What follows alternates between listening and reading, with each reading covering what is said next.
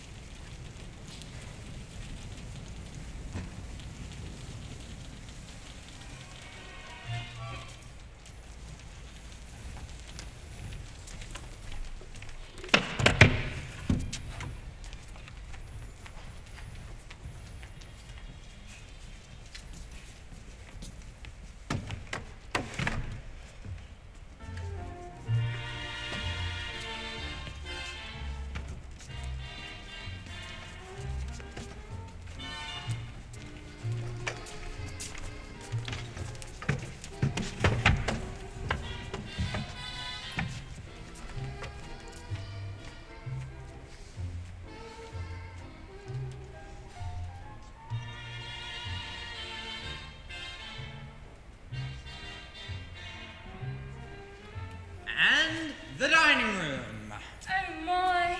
You see how these rooms are designed to catch the early morning light? I'll say.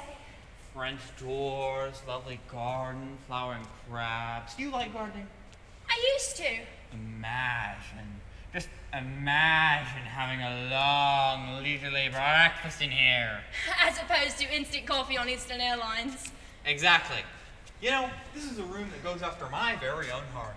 I grew up in a dining room like this. Same sort of chairs, table, everything. So did I. Well, then here we are. Welcome home. What are they asking for it? Make an offer. I'm sure they'll come down. Trouble is, we'll never use this room. Oh, now. Oh, we won't. The last 2 houses we lived at, my wife and I used the dining room table to store the laundry. Oh boy. Maybe you better show me something more contemporary. Thought I need something farther out. How long have we got to find you a house? 1 day. And how long does the corporation plan on keeping you here? 6 months to a year. Oh, we should definitely look farther out. You can look at the kitchen as we leave. You shouldn't have shown me this first. I thought it would be good to have something to go by. You've spoiled everything else. Don't worry. We'll find you something. We've got all day. But wasn't it a lovely room? Let's go or I'll purchase it.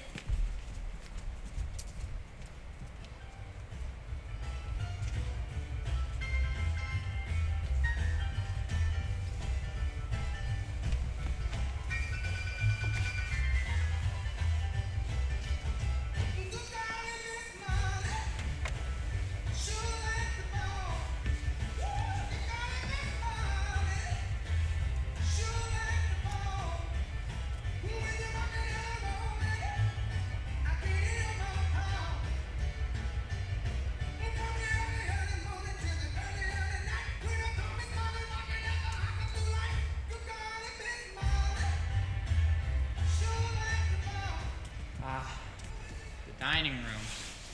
Yes. You see how we just gravitate towards this room? I know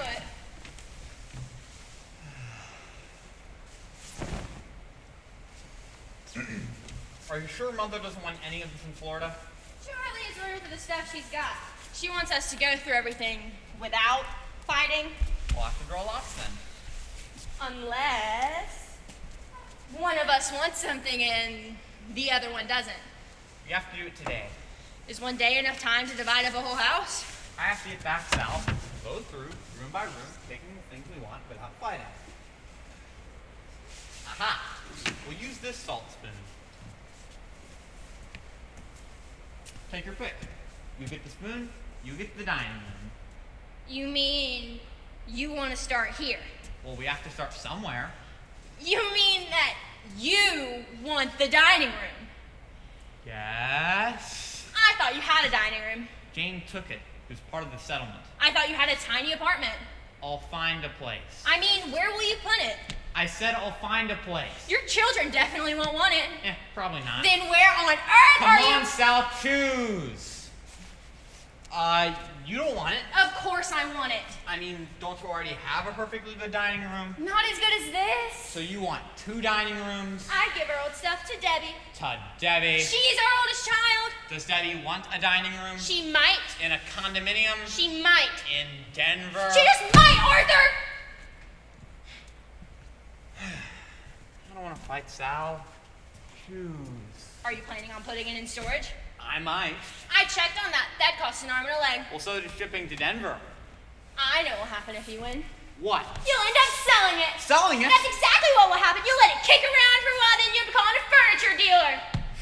Sal, I'm absolutely appalled you would say that. I don't want to fight, Arthur. Neither do I. Maybe we should defer the dining room. Maybe we should. So, is that what you told Mother I would do with the dining room if I got it? I told her I'd give you the piano if I could have the dining room. Ha! I'll be lucky if I can keep the spoon. I'll give you the piano and the coffee table if I could have the dining room.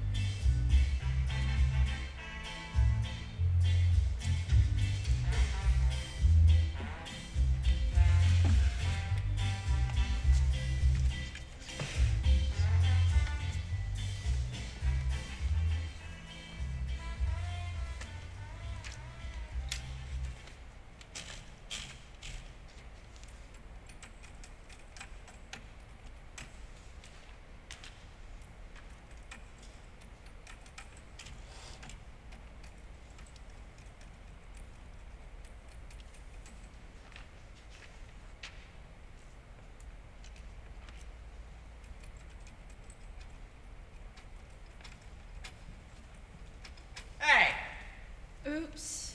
I thought you had gone. I forgot my briefcase. What's going on? I have to get this term paper done. In here? Where else? You're going to type? Of course I'm going to type. At the table? Why not? You're going to sit here, clicky-clacking away at my family's dining room table? Why not? Because it wasn't designed for it, that's why. Oh, Howard. Okay, I found him here. Next thing you know, you'll be feeding the dog off our fine china. It's Scott River Pounds under it, Howard. I checked. And, hey, I'll get something else. You're not going to use those placemats.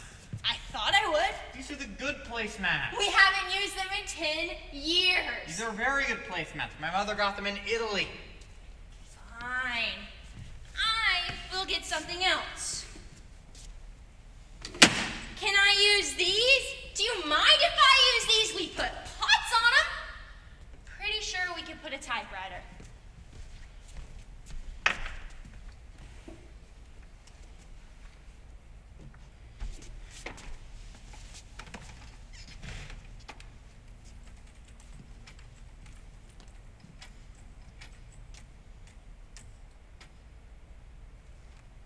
Don't you have a plane to catch? It's kind of hard to type when your husband is hovering over you like a helicopter. Well, it's kind of hard to leave when your wife is systematically mutilating the dining room table. I'll be careful, Howard. I swear. Now, goodbye!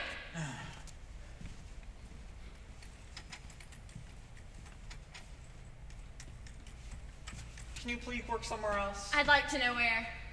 What's wrong with the kitchen table? That won't work, Howard. Last time the kids got peanut butter all over my footnotes. I can set up the bridge table in the living room. You just have to move it every time you and the boys wanted to watch a football game. So you're going to leave all of that in here, I thought I would.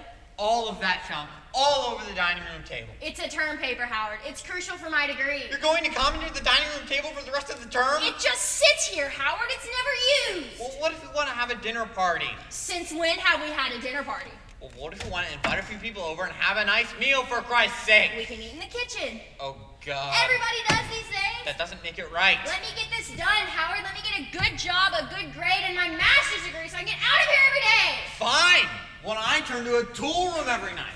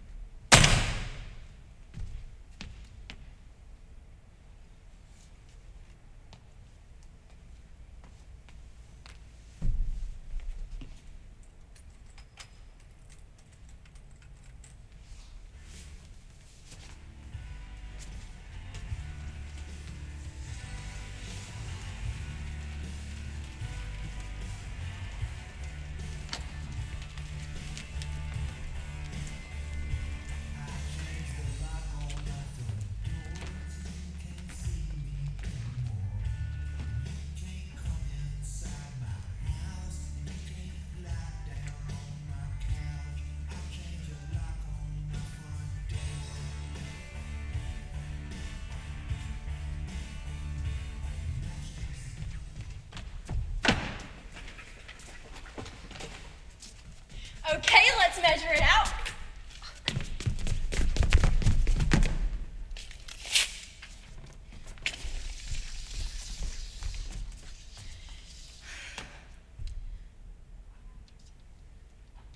Oh. 22 feet, 6 inches. Fine room. Big room. Look at these French doors. I'm looking. I'm also thinking about heat loss. 8 feet, 2 inches.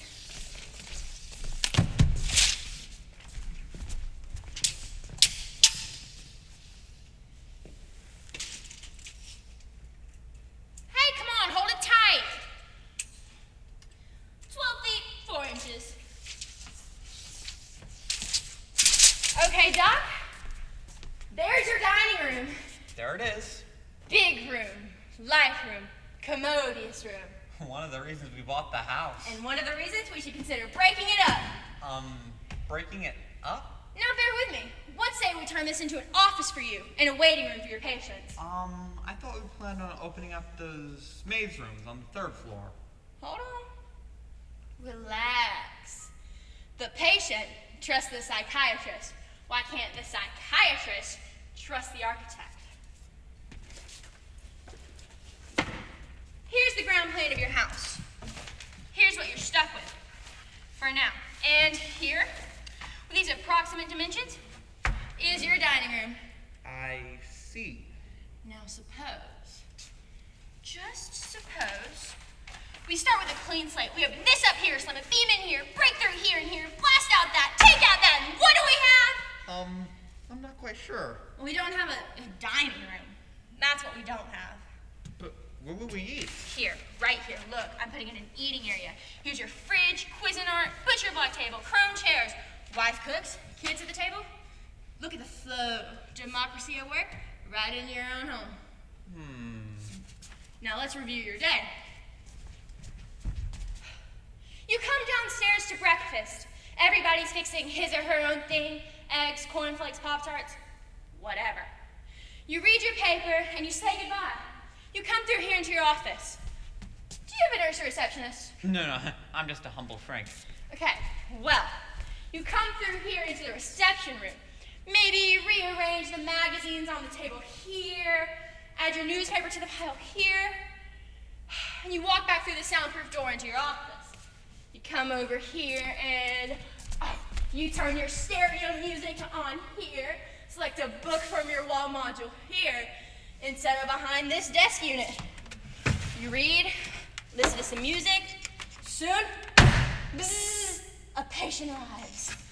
You turn off your music and you set aside your book and you buzz in through the soundproof doors. He comes in and flops on your couch. Oh, right here. And he tells you his dreams. You look out the window as he leaves.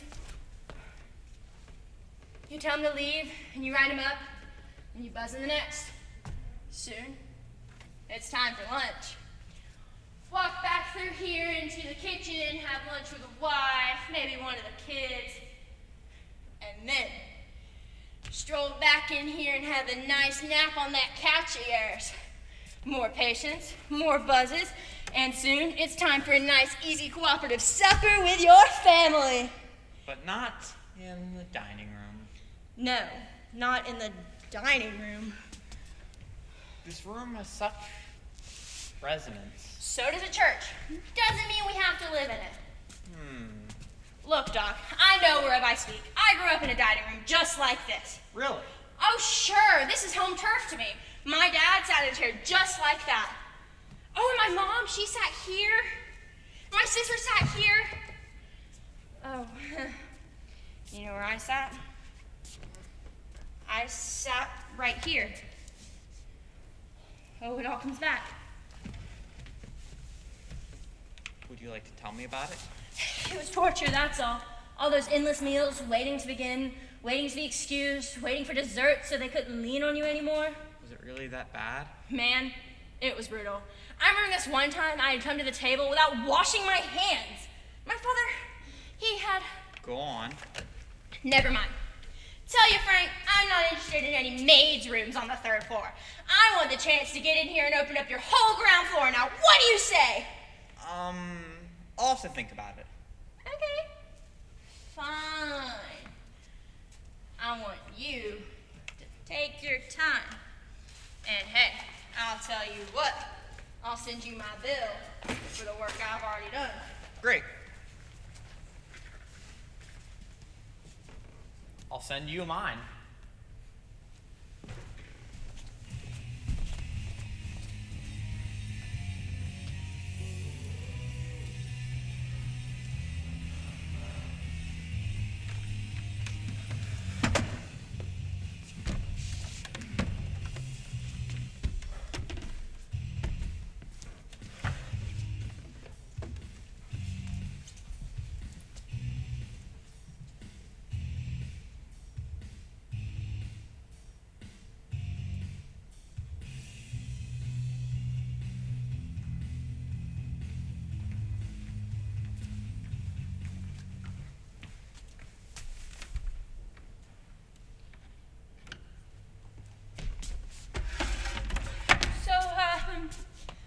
What do you think? You're in trouble. I thought so. It's becoming unglued. I know the feeling. Coming apart at the seams.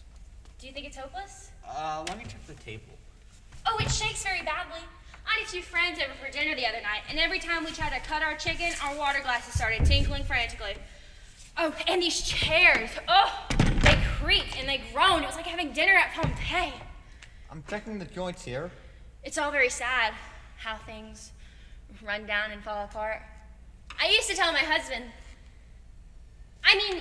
my ex-husband, we have such nice things. We should oil them, we should wax them, and we should keep them up. But of course, I couldn't do everything, and he wouldn't do anything. And now here you are, giving us the coup de grace. Hey, come look at this. Look at what? Under here. Oh, I don't dare. Come on. Let me put my glasses on.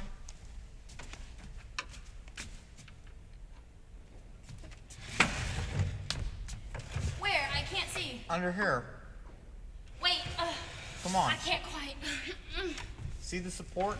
See how loose it is? I see. It wiggles like mad. Off in a whole new piece here. See? This is gone. I see. And, excuse me? Oh, I'm sorry. This pedestal is loose. Probably needs a new dowel. I'll have to wring it out and put in another. Do you think so? Oh, yes. In fact, pretty much everything in this dining room needs to be re-screwed, renewed, or re-glued. What's the matter? I've never been under a table before. Really? It's just a bunch of wood under here, isn't it? That's all there is. I mean, you'd think a dining room table would be something incredibly special, but it's not. It's just a bunch of big, wide boards. That's it. What's this here? What's what? Well, you'll have to come back under here to see. There's something burned into the wood. Where? Right here, it says Freeman's Furniture, Wilkes-Barre, Pennsylvania, 1898. That's the manufacturer's mark. 1898? That's what it says. But that's not so old. Not if it was made in 1898. That's not old at all. It's not even an antique. It's just American. There's a lot of these around. They used to crank them out a lot near the end of the 19th century. Now aren't I dumb? For years we've been thinking this table's incredibly valuable. Well, it is in a sense. It's a solid, serviceable copy based on the English. I'll be darned. You learn something every day. You know a lot about furniture, don't you? I'm beginning to. Beginning to? I'll bet your father was a cabinet maker or something. My father was a banker, A banker? and I was a stockbroker till I got into this. I don't believe it. I wanted to actually see what I was working with, and touch it, and feel the results. So, I took up carpentry. I am amazed. I mean, I know some stockbrokers.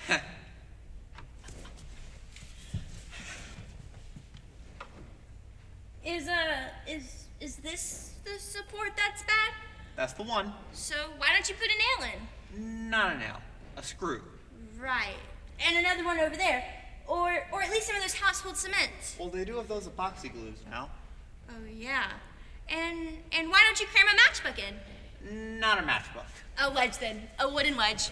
I guess that could work. See? I can do it too. So, will you be fixing it here or taking it away? I can fix it here if you like. That'll make more sense. My husband used to ask for a written estimate on things, on the material and the labor. I guess I'll write one up. Suppose I help on the labor. I've never really worked that way before. I mean, I shouldn't be so helpless. Of course not. Then when can we start? How about now? Then we're a partnership, aren't we? How about a drink to celebrate? Okay. How about something snappy, like a martini? Nah, I gave those up at the stock market. How about a beer? Okay. Fine. A good, solid beer. If I've got it.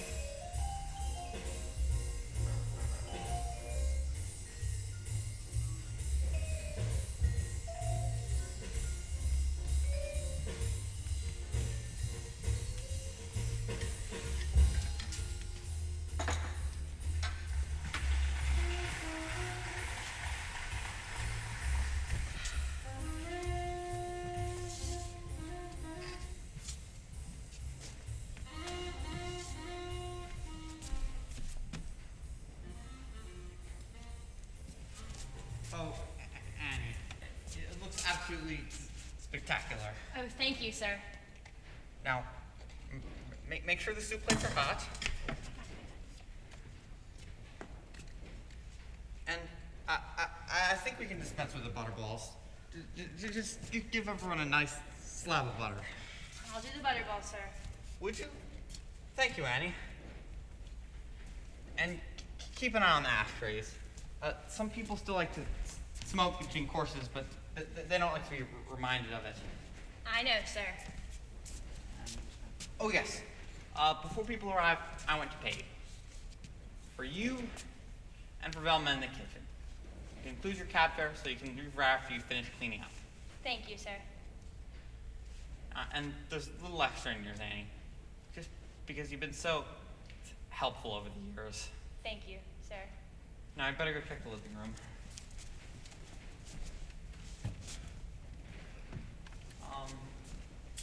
Annie, I've heard the strangest rumors through the grapevine.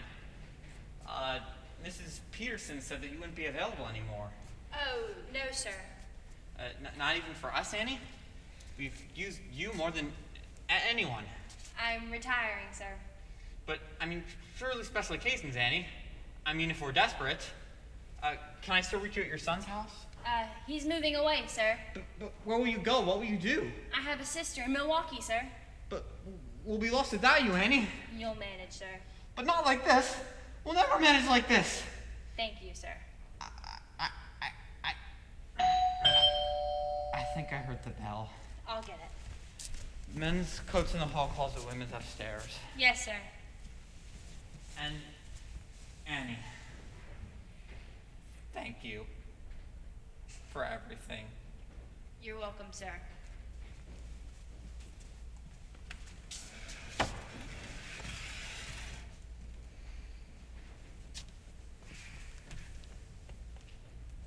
Lately, I've been having this recurring dream. We're giving this perfect party, and we have our old dining room back, and grandmother's silver before it was stolen, and Charlie's mother's royal blue dinner plates before the movers dropped them, and even those finger bowls if I knew where they were. And we've invited all of our favorite people, and I don't just mean our friends. I mean everyone we've ever known and liked. We got that young man who fixes our Toyota, that young intelligent couple that recently bought the Peyton house, the receptionist at the doctor's office, and even the new teller at the bank. And all our children would come back from wherever they were, and we'd have 2 cocktails and hot hors d'oeuvres and a first-rate cook in the kitchen and 2 maids to serve, and everyone would get along famously. My wife laughs when I tell her about this dream. Do you realize what it would cost just to have a party like that? Do you realize what we would have to pay these days for a party like that? Well, I know. I know all that. But sometimes I think it might be worth it. Have a toast with me, Annie. Oh, I shouldn't, sir. Please, Annie. For old time's sake. All right, sir. For old time's sake.